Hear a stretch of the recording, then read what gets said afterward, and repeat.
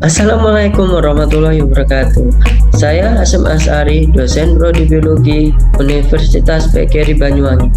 Dalam video ini saya akan menjelaskan komponen-komponen NPS dalam mata kuliah mikrobiologi yang di dalamnya ada delivery, interaction, dan assessment. Mata kuliah mikrobiologi merupakan mata kuliah wajib dengan kode mata kuliah MKK 46419.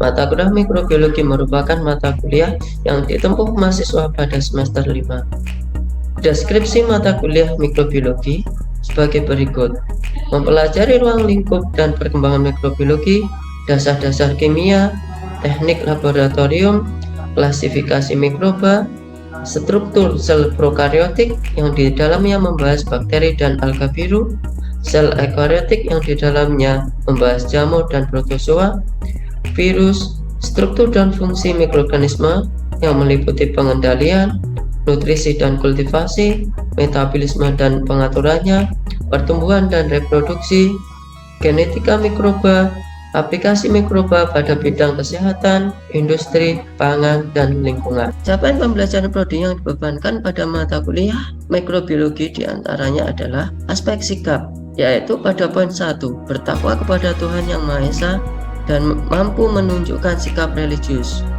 Kemudian sikap pada poin 3, menginternalisasi nilai, norma, dan etika. Sedangkan untuk aspek pengetahuan pada poin 2, menguasai konsep aplikasi biologi dan teknologi yang relevan dalam pengelolaan sumber daya hayati dan lingkungan. Sedangkan untuk aspek keterampilan khusus pada poin 2, mampu mengaplikasikan keilmuan biologi pada lingkungan kehidupan sehari-hari yang bermanfaat bagi masyarakat. Dan keterampilan khusus pada poin 3, mampu mengelola sumber daya hayati dan lingkungan dalam lingkungan yang spesifik. Sedangkan pada keterampilan umum pada poin 2, mengkaji implikasi pengembangan atau implementasi ilmu pengetahuan dan teknologi dalam bidang biologi berdasarkan kaidah, tata cara, dan etika ilmiah untuk menghasilkan solusi, gagasan, serta menyusun deskripsi saintifik hasil kajian dalam bentuk skripsi atau laporan tugas akhir. Sedangkan aspek pada keterampilan umum ketiga, mengambil keputusan secara tepat dalam konteks penyelesaian masalah dalam bidang biologi berdasarkan hasil analisis terhadap informasi dan data. Sedangkan capaian pembelajaran mata kuliah mikrobiologi di sini dijabarkan menjadi 12 poin, yang di dalamnya setiap poin terdapat beban capaian pembelajaran prodi. Ke-12 capaian pembelajaran mata kuliah mikrobiologi tersebut masih dijabarkan menjadi sub-sub CPMK, yang di dalamnya sebagai indikator-indikator capaian tujuan pembelajaran. Pada tahap delivery atau penyajian materi, umumnya saya menggunakan metode luring dan daring. Dan untuk menentukan model pembelajaran yang bersifat student-centered learning, biasanya saya harus mengetahui karakteristik dari materi dan karakteristik mahasiswa. Beberapa di antaranya model yang saya gunakan dalam perkuliahan saya adalah discovery learning, small group discussion, collaborative learning, case study, self-directed learning, project-based learning. Kemudian metode atau teknik pembelajaran yang saya gunakan untuk memperkuat pemahaman mahasiswa, yaitu dengan metode ceramah, diskusi, tanya jawab, praktikum, pemberian LKM, dan discovery. Bahan ajar yang saya gunakan dalam pembelajaran saya diantaranya adalah gambar atau video tentang materi yang saya ajarkan, buku ajar, artikel jurnal, LKM, referensi-referensi yang bersumber dari internet, PPT, modul-modul pembelajaran, ataupun modul praktikum. Pada tahap interaksi, saya membedakan interaksi mahasiswa menjadi 3, yaitu interaksi dengan dosen, interaksi dengan mahasiswa, interaksi mahasiswa dengan materi. Keberlangsungan interaksi tersebut tidak lepas dari pemilihan strategi, model, metode pembelajaran yang dapat membangkitkan interaksi antara dosen, mahasiswa, dan materi. Misalnya, Dalam menunjang interaksi, saya biasanya memilih teknik atau metode pembelajaran yang bersifat tanya jawab, diskusi, pemberian tugas, atau pemberian umpan balik terhadap tanggapan mahasiswa. Sedangkan pada tahap asesmen atau penilaian, saya membedakan aspek yang dinilai menjadi 3, yaitu sikap, pengetahuan, dan keterampilan. Berdasarkan aspek tersebut, saya membedakan bentuk penilaian menjadi tes dan non-tes. Pada tahap tes, biasanya saya melakukan tes tulis dan tes lisan, yaitu dengan membuat soal uraian dan juga membuat soal yang bersifat objektif. Pada tes lisan biasanya saya melakukan tanya jawab di sela-sela perkuliahan. Sedangkan untuk non-tes biasanya saya untuk menilai pada aspek sikap dan keterampilan dengan beberapa teknik, diantara dengan observasi, unjuk kerja, portofolio, penilaian jurnal atau proyek. Ada pendukung lainnya dalam penilaian yang saya lakukan, diantaranya adalah kehadiran, keaktifan mahasiswa di dalam kelas, dan juga kegiatan praktikum yang diikuti oleh mahasiswa. Keseluruhan dari penilaian terdiri dari beberapa kegiatan yang di dalamnya terdapat bobot penilaian, yaitu kehadiran sebesar 5%, tugas 20%, praktikum 20%, UTS 25%, dan UAS 30%. Sekian dari penjelasan saya terkait dengan komponen RPS atau tahap delivery, interaction, dan assessment. Assalamualaikum warahmatullahi wabarakatuh. Waalaikumsalam warahmatullahi wabarakatuh. Ya, akhirnya disimpan dulu, kita kuliah. Gimana? Sehat semua mahasiswa? Alhamdulillah. Ya, alhamdulillah kita bisa bersyukur dengan keadaan sehat, maka kita bisa berkuliah hari ini. Gimana semuanya sudah hadir?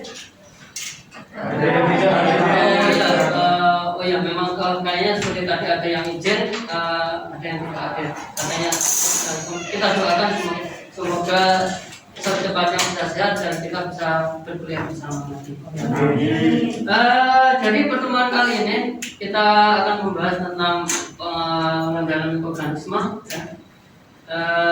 Mungkin ya sebelumnya ada yang tahu dengan proses-proses ini. Ini apa nih? Sterilisasi ya, penyemprotan desinfektan. Sudah umum sekarang ya. Kemudian ini apa? Penjemuran biji. Kemudian ini apa? Cuci tangan. Kemudian sterilisasi alat medis. Wah, ini sudah pintar semua, kayaknya nggak perlu kuliah ya. Jadi gini, dari pertemuan kemarin terkait dengan pertumbuhan mikroorganisme ya, lingkungan kita ternyata sama dengan lingkungan mikroorganisme. Di sana saya katakan bisa di air, di udara, di darat, ya, maksudnya di tanah, nah, bahkan di apa di sini? Tubuh. Nah, benar sekali, tubuh kita. Di situ ada peta flora normal manusia. Di situ menunjukkan bahwa keberadaan bakteri pada sisi-sisi permukaan atau bagian tubuh dalam manusia. Ada di sini bagian kepala sampai 10, kurang lebih antara 10 pangkat 5 sampai 8. Bahkan di rongga mulut di sini berapa? 10 pangkat 9. Kenapa 10 pangkat 9 itu? Benar sekali. Jadi sampai 1 miliar di rongga mulut kita. Kira-kira berbahaya tidak? Berbahaya bagaimana? Misalnya nggak gosok gigi, gimana rasanya? Bau mulut. Kira-kira enak nggak?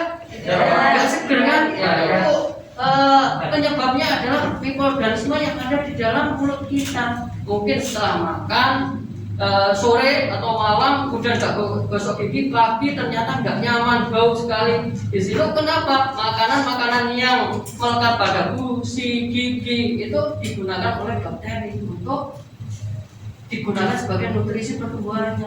Kalau nggak sikat gigi semakin banyak, tidak hanya 10 pangkat 9, bisa sampai 10 pangkat 10, 10 pangkat 10. Makanya kita harus jaga. Ketika berlebihan, apa yang terjadi? Menyebabkan bau mulut atau lebih secara medis menyebabkan penyakit. Benar sekali Mbak Siti, luar biasa sekali. Tepuk tangan buat Mbak Siti.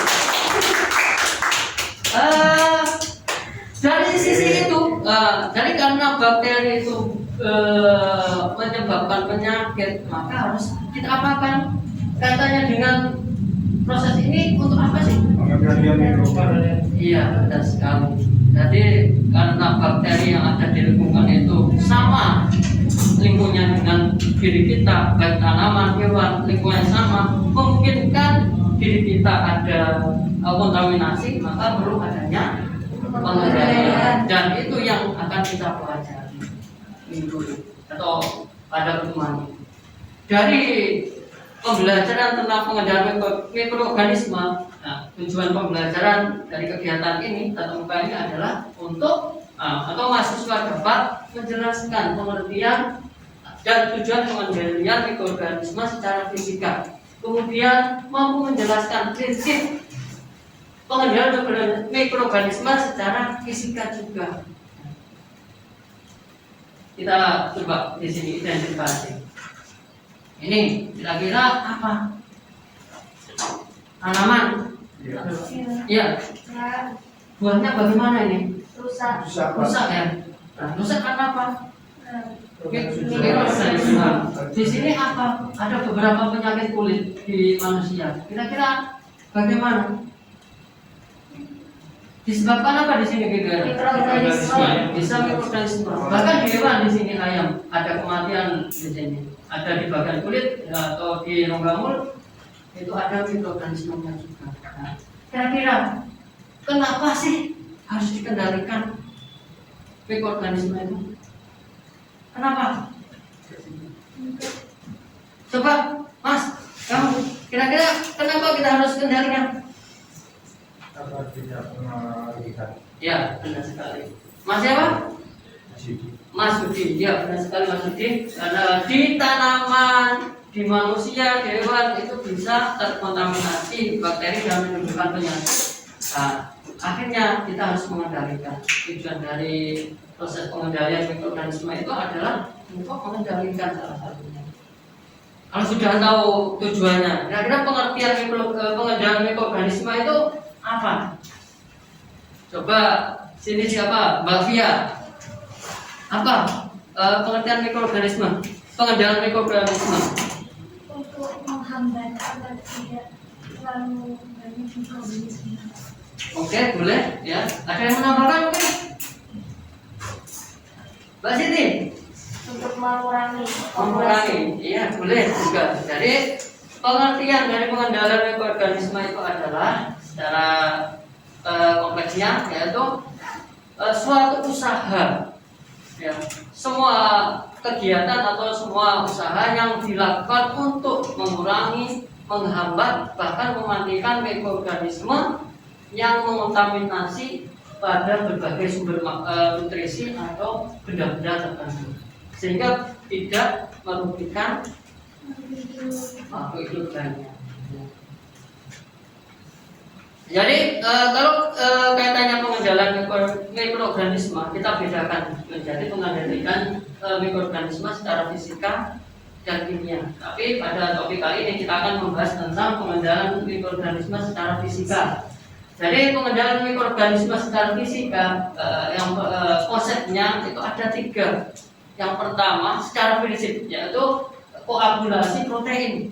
Jadi kerusakan dari protein penyusun dari bakteri. Kemudian juga ada nanti terkait dengan kerusakan membran, permeabilitas dan membran, kerusakan membran bakteri. Kemudian kerusakan pada DNA atau basa nitrogen DNA bakteri itu nanti rusak.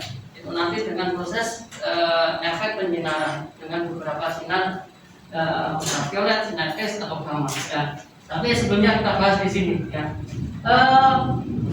Di sini yang pertama adalah uap bertekanan. Uap bertekanan itu contohnya misalnya di praktikum kita sering menggunakan namanya autograf. Sekali kalau di rumah mungkin hampir sama alat autograf yang disebut pesto. Jadi konsepnya juga panas, ya, lembab atau panas bertekanan misalnya. Jadi misalnya contohnya dengan autograf itu bisa membentuk bakteri Bacillus anthracis dengan suhu 1 derajat Celcius hanya dengan membutuhkan waktu 2 sampai 15 menit. Nah, cepat sekali. Tapi kadang kita di praktikum atau kegiatan praktikum biasanya menggunakan suhu 121 derajat Celcius dengan tekanan 1 atmosfer atau ATM selama kurang lebih 30 sampai 45 menit. Itu tujuannya untuk apa? Harapannya memang benar-benar mati beberapa bakteri yang mengontaminasi bahan praktikum kita.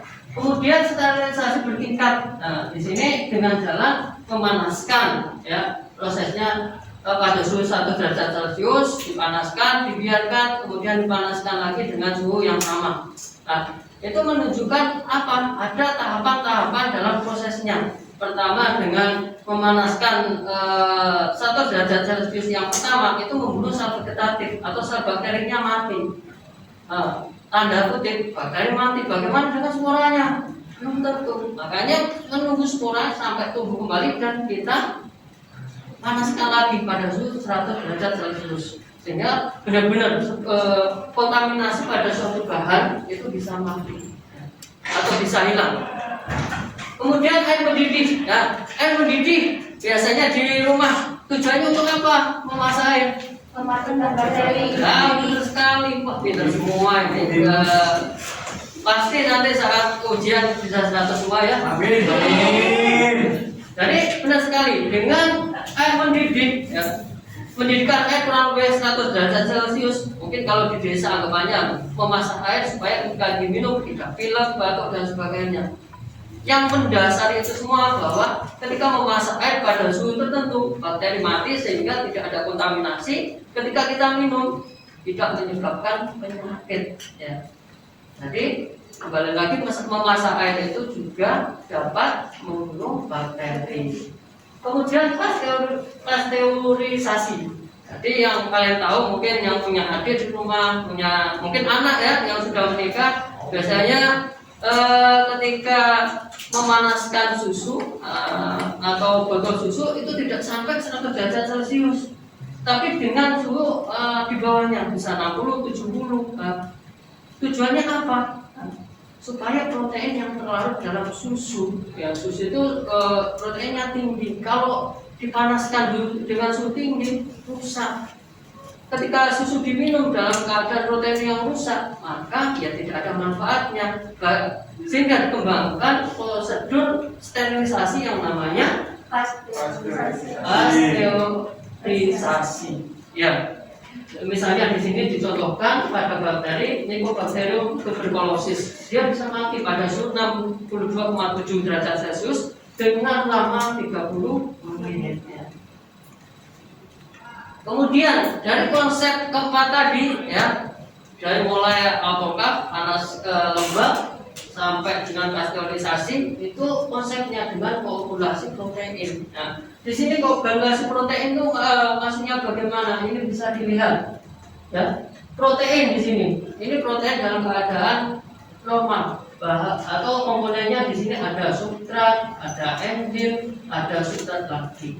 Apa yang terjadi ketika dikasih paparan, misalnya panas, perubahan pH, nah ini bisa ditingkatkan menjadi lebih dari 7 atau dikurangi kurang dari 7, bisa 1, 2, 3 seperti itu, sehingga akan menjadi asam kuat.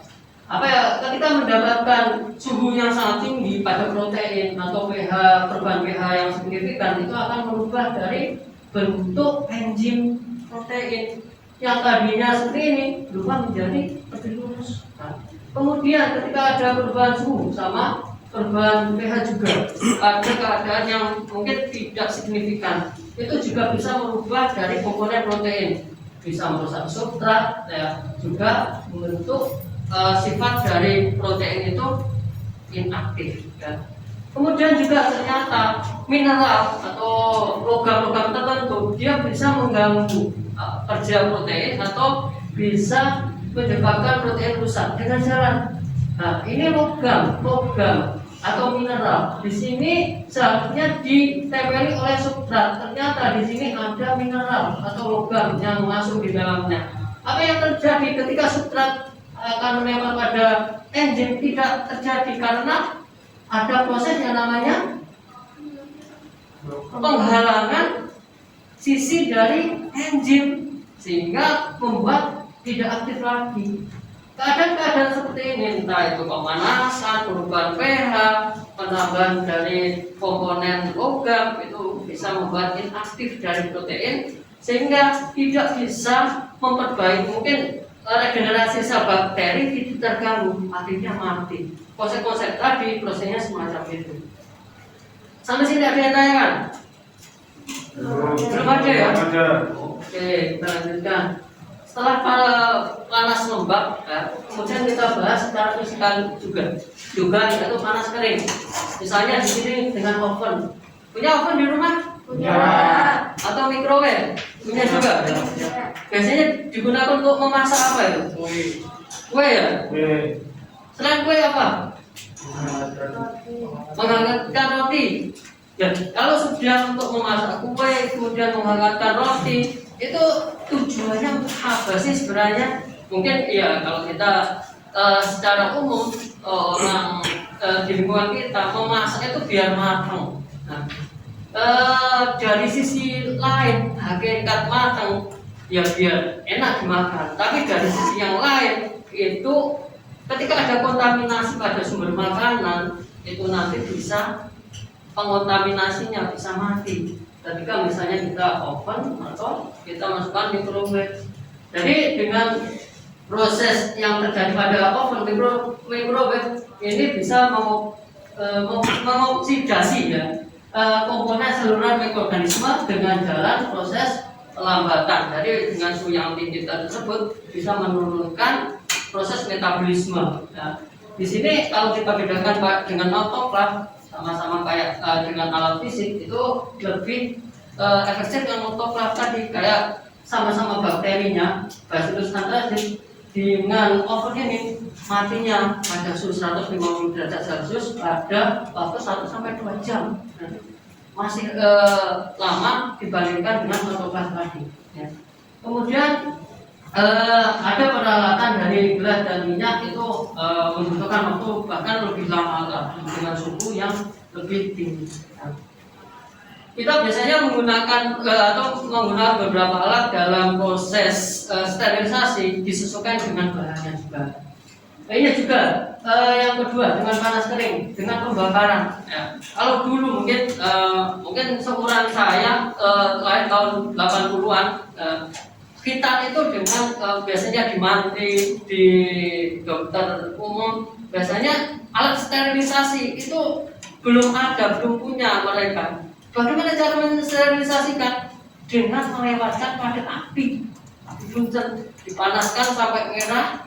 Jadi anggapannya dengan proses pemanasan mengungkapkan dengan api itu bakteri terbakar atau bisa merusak secara langsung. Itu bisa memang dengan proses pembakaran ya.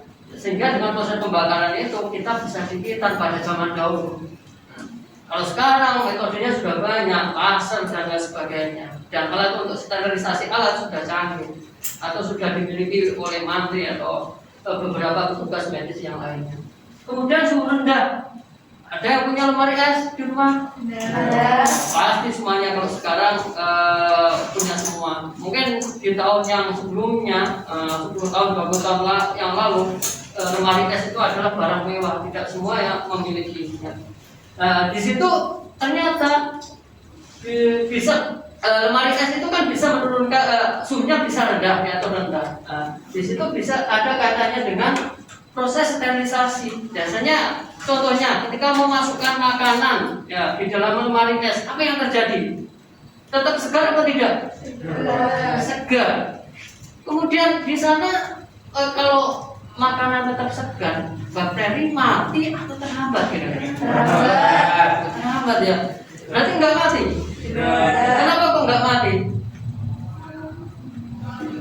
Karena di suhu rendah.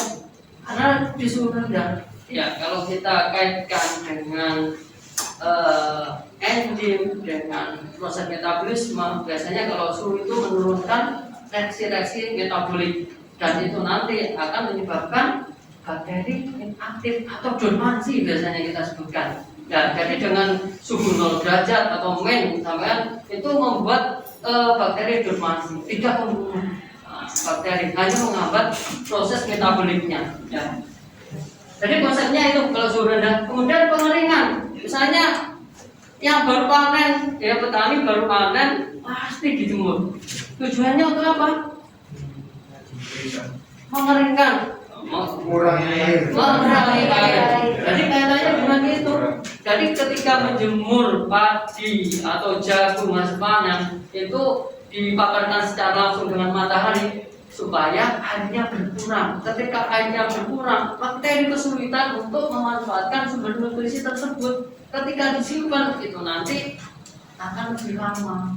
Tanda kutip sampai kadar airnya menurun sampai 11%. Ya. Itu akan awet sampai bisa jangka panjang. Ya. Kalau dalam keadaan vakum, proses-proses penghilangan air atau penghilangan air secara ekstrim itu disebut sebagai liofilisasi. Ya. Ada yang tanyakan sebelum masuk materi ini? Enggak ada yang bertanya, paham semua berarti ya. Nah, ini kita lanjutkan saja. Tekanan osmotik. Ya. Di sini ada yang paham. Biasanya ada iklan di televisi, ada minuman isotonis, ya. Tahu? Tahu ya, minuman isotonis. Itu konsepnya gimana sih? Hah? Tahu nggak maksudnya minuman isotonis? Tahu minumannya, tapi belum tahu sifatnya. Ya. Ya, jadi konsepnya seperti ini. Minuman isotonis itu misalnya tidak diaplikasikan atau senyap larutan ketika dikenakan bakteri atau mungkin minuman itu diminum oleh kita itu memberikan efek seperti ini. Kalau ada beberapa larutan sifatnya isotonis, hipotonis dan hipertonis. Kalau minuman isotonis itu minuman yang seimbang dengan mineral yang ada di dalam tubuh kita. Sehingga apa yang terjadi, pertukaran mineral atau larutan itu bisa berjalan dengan baik. Bisa lihat di gambar ini.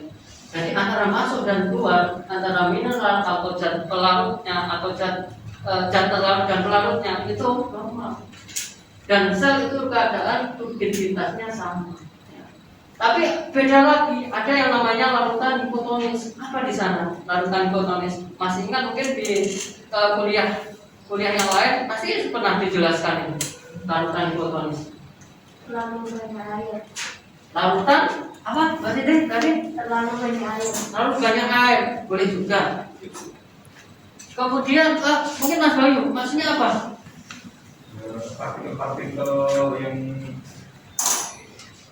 provokasi dulu. Anggap aja sudah. Ya. Anggap aja gimana? Partikel-partikelnya berbeda. Oke ya, kita langsung jelas saja. Di sini larutan hipotonis itu maksudnya adalah larutan atau zat yang konsepnya larutan dengan zat terlarutnya itu lebih rendah daripada komposisi dari zat sel yang ada di tubuh kita. Jadi kalau hipertonis kebalikannya. Jadi zat terlarut dalam larutan itu lebih tinggi. Ya. Antara larutan hipotonis dan hipertonis ternyata ketika kita minum atau dikenakan oleh bakteri itu memberikan efek untuk kerusakan sel. Salah satunya kalau hipotonis ketika mineral itu lebih kecil di lingkungan dari itu ada di dalam air lingkungan itu akan masuk ke dalam sel semua. Apa yang terjadi? Selnya mengembung. Kalau tidak bisa kuat menahan akan pecah. Kalau hipertonis sebaliknya, ketika larutan hipertonis itu ada di lingkungan bakteri, itu menunjukkan bahwa lingkungan banyak mineral zat terlarut. Kemudian di dalam sel itu lebih rendah. Akhirnya sel cenderung menurun atau keluar. Apa yang terjadi? Akan mengerucut. Dan kadar ini bakteri juga akan mati. Kira-kira dari larutan isotonis, hipotonis, hipertonis yang bisa menghambat bakteri yang mana? Hipotonis dan hipertonis, benar sekali. Nah, jadi larutan hipotonis dan hipertonis. Kemudian ada secara fisika untuk penghambatan mikroorganisme dengan radiasi. Jadi dengan penyinaran dengan gelombang elektromagnetik, misalnya dengan sinar ultraviolet, dengan sinar X atau sinar gamma. Jadi proses-proses ini bisa menghambat bakteri. Misalnya sinar UV, dia bisa membentuk imun dimer. Kemudian sinar X bisa membunuh bakteri. Kemudian sinar gamma itu lebih kuat lagi daripada sinar X dan dia lebih mempunyai kemampuan untuk membunuh bakteri dengan lebih kuat daripada sinar X. Ya. Ini bisa dilihat gambarnya di sini satu efek sinar gamma dan sinar X. Ini bisa dilihat pada sinar gamma menunjukkan ketika terkena sinar gamma sel ataupun protein ataupun di sini DNA bakteri dikenakan sinar gamma akan berubah. Apa yang berubah? Di sini ada pemotongan atau perusakan dari DNA. Dengan perusakan DNA, maka kalau sistem pembentukan protein atau pembentukan senyawa-senyawa yang lain di dalam sel bakteri itu nanti akan terganggu. Mau nggak mau dia akan mati bakteri. Kemudian sinar X, dia konten double helix dari DNA itu akan lepas. Ya, kita mungkin dijelaskan di mata kuliah yang lain bahwa DNA itu kan seperti anak tangga atau double helix. Ketika kena sinar X itu nanti akan lepas, anak tangganya juga lepas. Dalam keadaan tersebut sistem pembentukan protein tidak akan terjadi, rusak. Jadi regenerasi sel terganggu. Akhirnya bakteri juga akan mati. Berbeda kalau terkena sinar UV, bakteri tetap masih hidup, tapi terjadi perubahan pada sisi DNA bakteri. Apa yang berubah di sini? Lengan timin atau bahasa nitrogen pada DNA bakteri bisa dilihat pada bagian timinnya. Di situ ada dua lengan yang mengikat adenin. Ketika terkena sinar UV, di situ lengan sisi yang lain itu berikatan dengan timin. Itu tidak akan terjadi secara normal. Dan proses ini mutasi yang memungkinkan bakteri dari sifatnya patogen atau berpotensi menyebabkan penyakit dengan proses penyinaran sinar ultraviolet itu bisa inaktif atau tidak bisa menyebabkan penyakit lagi. Nah, dari kegiatan yang saya atau pembelajaran hari ini ada yang tanyakan? Ini diam saja apakah ngantuk atau bagaimana? Oh, ada yang sudah paham ya? Paham. Ada yang bisa menyimpulkan dari kegiatan pembelajaran kali ini? Hah? Ada nggak? Gimana? Coba Mbak Siti Rahmah yang tadi aktif mungkin bisa menyimpulkan. Ada 3 konsep untuk pengendalian dari mikroorganisme. Gimana apa? Yang pertama melalui panas lembab yang dilakukan dengan pembakaran autoklaf. Yang kedua panas kering digunakan oven. Yang ketiga melalui radiasi dari sinar ultraviolet atau matahari. Oke ya. Jadi itu beberapa usaha dalam upaya pengendalian mikroorganisme secara fisika. Tapi berdasarkan prinsip pengendaliannya, kita kutipkan di awal perkuliahan tadi ada 3. Yang pertama adalah dengan koagulasi protein, kedua perusakan membran sel, kemudian yang ketiga dengan perubahan dari DNA. Jadi perusakan DNA yang disebabkan oleh radiasi sinar ultraviolet, sinar X atau sinar gamma. Jadi pembelajaran yang kurang lebih kita lakukan itu kesimpulannya. Kemudian untuk supaya memperkuat materi yang kita ajarkan supaya dipahami, di e-kampus sudah saya upload LKM. Di situ sebagai sumber mini riset yang dapat dilakukan mahasiswa di rumah. Di situ ada langkah-langkahnya yang bisa langsung dikerjakan, prosedurnya cukup jelas di sana, tinggal mengerjakan. Di situ nanti memang dikerjakan mandiri oleh mahasiswa, tapi harapannya data masing-masing mahasiswa harus diseringkan. Ya. Jadi harus dikompilasi, baru kita bahas di sana, supaya dengan pembahasan tersebut bisa lebih kompleks ilmu yang didapatkan. Pada minggu depan kita akan bahas dari LKM tersebut, tolong dikerjakan semaksimal mungkin ya. Selain itu saya harapkan mahasiswa juga belajar terkait dengan pengendalian mikroorganisme secara ilmiah. Karena minggu depan kita akan membahas itu supaya mahasiswa lebih aktif dan mungkin tidak hanya Mbak Siti, Mbak siapa tadi yang aktif, tapi semuanya bisa aktif, bisa berkolaborasi untuk menjawab ataupun bertanya. Ya. Sekian dari saya, kurang lebihnya mohon maaf. Di akhir kata saya ucapkan wassalamualaikum warahmatullahi wabarakatuh. Waalaikumsalam warahmatullahi wabarakatuh. Terima kasih.